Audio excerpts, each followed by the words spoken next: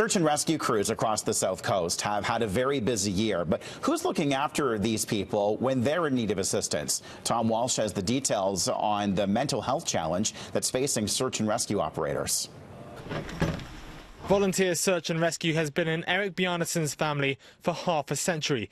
But even in the 30 years he's been serving, things have changed. When I first started, we did a couple searches a month, and now the team does a couple a week.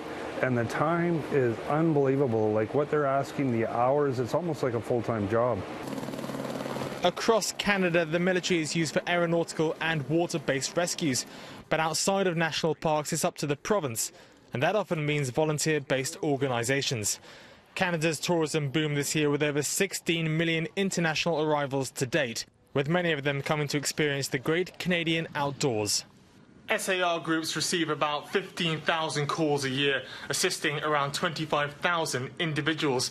And while you often hear about the successful rescues, it's the ones that aren't that take the biggest toll on the volunteers.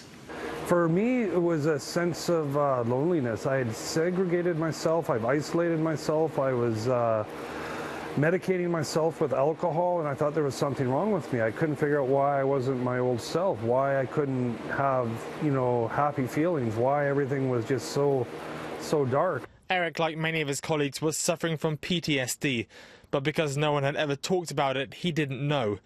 It was only when local firefighters invited the search and rescue team to do a mental health training seminar called Resilient Minds that he finally got the help he needed.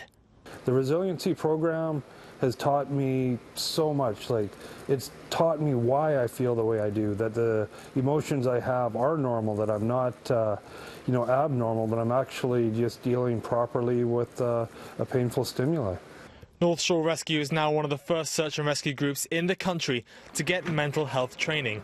Eric hopes that in time, this can be rolled out across the country for all volunteers who need it. I would like to see any search and rescue volunteer that needs help be able to get it. Like, I'd like to see programs in place that there's a phone number where you can call and say, this is what's happened, what do I do? And that person will be knowledgeable enough to say, here are the steps you need to do. Tom Walsh, City News, Vancouver.